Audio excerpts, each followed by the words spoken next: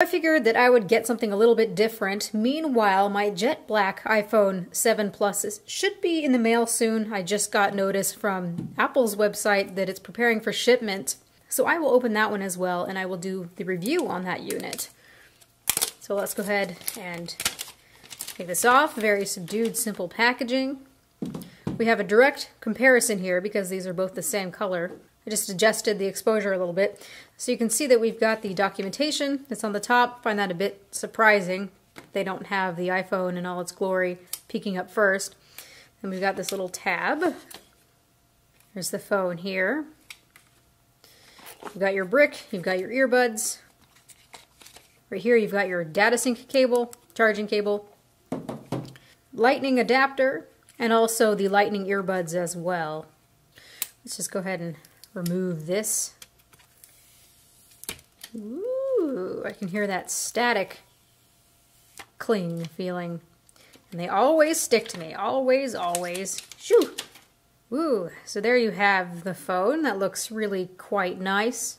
I thought that I wouldn't really like the appearance of this dual camera here, but it's not too bad actually.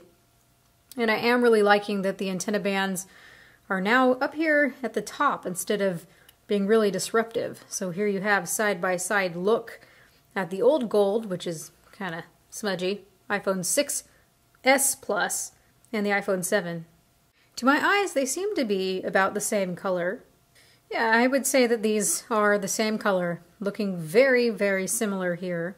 Maybe the font down here where it says iPhone is a little bit thicker. Looking around the phone, things look quite similar. You can see that our volume buttons and also this rocker here are in the same place. Except for now, this is flat. You don't see any indentation like you do on the 6s Plus. Looking at the top, you don't see anything. Looking at the right-hand side, everything seems to be in the same place, antenna bands included. SIM card tray. Got our power button.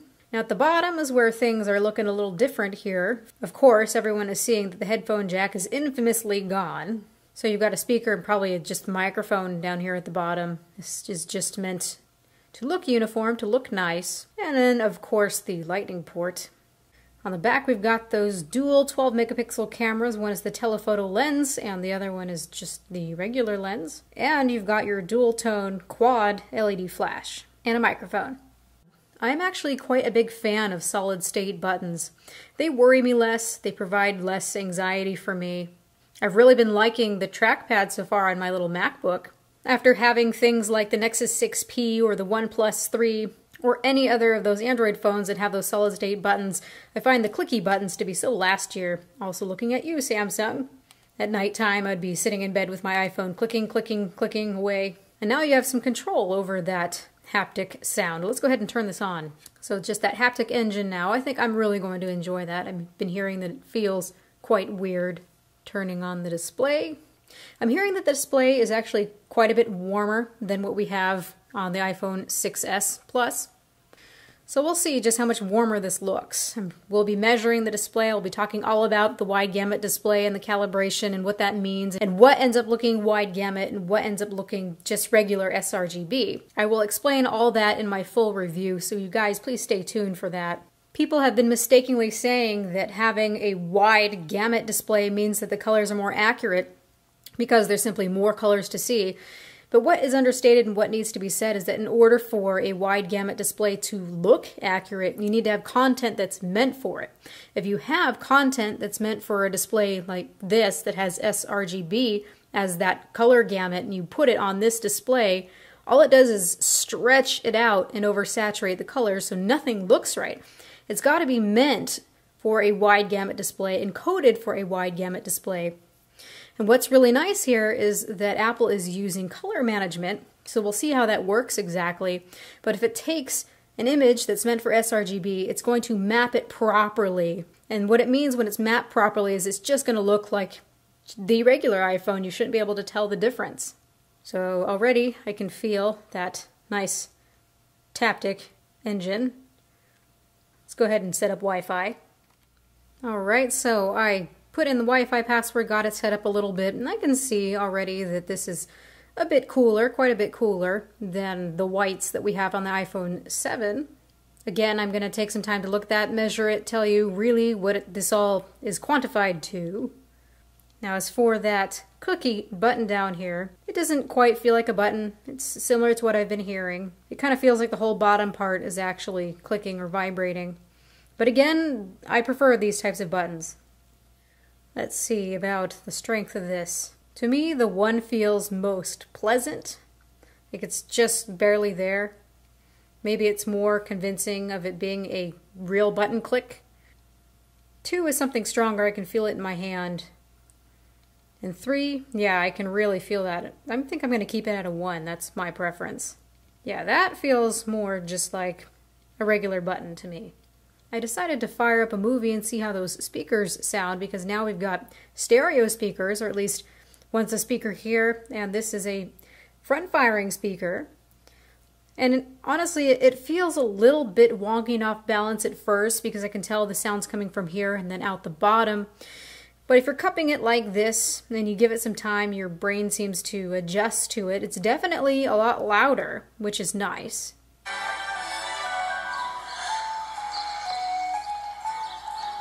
The effect is just a little bit weird, and I would have preferred just regular stereo front-firing speakers. But I'll take what I can get. It definitely does feel nice and snappy. You've still got your Force Touch, iOS 10 features. So I'm going to take some time to play around with this, play around with the cameras especially. I want to do some comparisons. I will be more excited, of course, when that new bokeh feature comes out. It's too bad that that did not come out with a release. It kind of feels a little bit rushed to me when software isn't finished. I'd really be curious to hear what your guys' opinions are with this. For me, it's a nice upgrade. I think it's more of a nice upgrade from something like the iPhone 6, but if I have the 6S, I don't really know if I would upgrade unless I'm really needing that water resistancy, which is really great, of course, to have. But I know that most of us were excited for iPhone 8. Getting this, I kind of feel a little bit underwhelmed so far. These feelings of underwhelmment could possibly change, though, when I get the jet black model, which is supposed to be stunningly beautiful, although very fingerprinty and also scratches. This one should not scratch so easily, just like all the other matte-type aluminum finishes before. Although I have to wonder with that jet black version if we're going to be able to polish it at all to get rid of the appearance of those micro abrasions.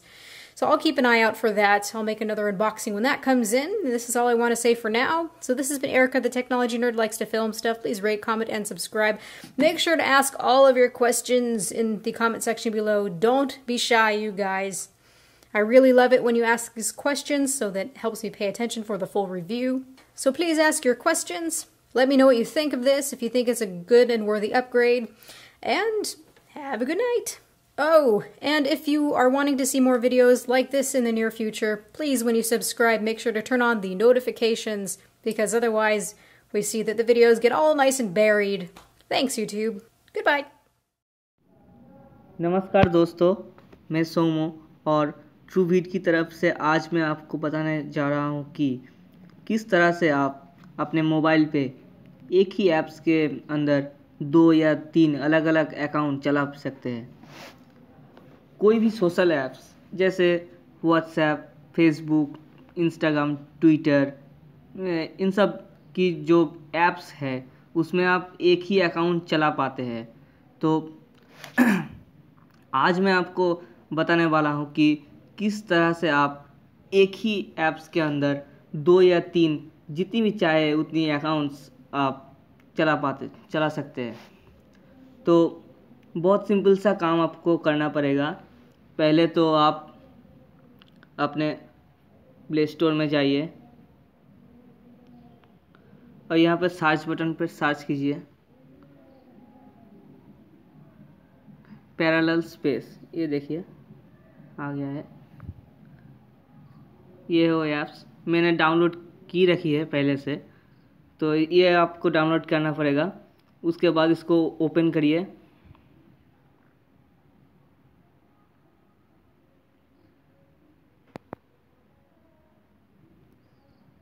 ये देखिए यहाँ पे आ गया है मेरा। ये अब open हो रहा है।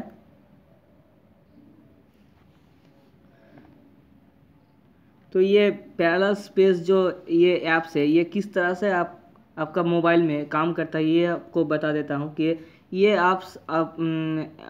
ये जो ऐप्स है, ये आपका जो भी ऐप्स है, सोशल ऐप्स है, उसको क्लोन बनाता है और उसके बाद उस क्लोन के अंदर वो चलाता है। तो यहाँ पे देखिए आपका बहुत सोशल ऐप्स यहाँ पे सिलेक्ट करने के लिए दिया है। आप जितनी भी सिलेक्ट करते हैं इधर आ गया है। आप अगर फेसबुक या मैसेंजर या कुछ भी में आप कर सकते हैं तो करिए। यहाँ पे देखिए फेसबुक है, अब मैं करके दिखाता हूँ।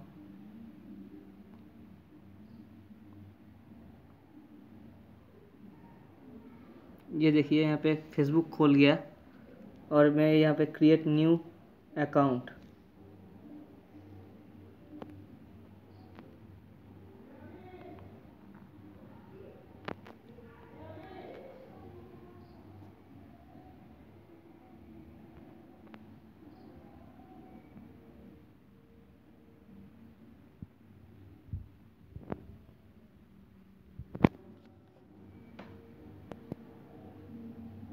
तो बैड लक है कि अब तो नहीं हो रहा है मेरे से, कि यहाँ पे देखिए स्पीड भी नहीं दे रहा है। ये देखिए यहाँ पे आ गया है जॉइन, तो नेक्स्ट करिए। उसके बाद आपका नंबर जो दिया है मेरा अब नेम लिखिए, आपका सर नेम लिखिए, नेक्स्ट कर दीजिए। उसके बाद आपका डेट दी के नेक्स्ट करिए। अब मेल है फीमेल है ये चूज़ करिए। उसके बाद पासवर्ड दीजिए, मैं एक दे दिया। उसके बाद सिंग अप करिए। तो आपका जो न्यू अकाउंट है वो स्टार्ट हो गया है। अब देख सकते हैं कि यहाँ पे स्टार्ट हो रहा है, सिंगिंग इन हो रहा है।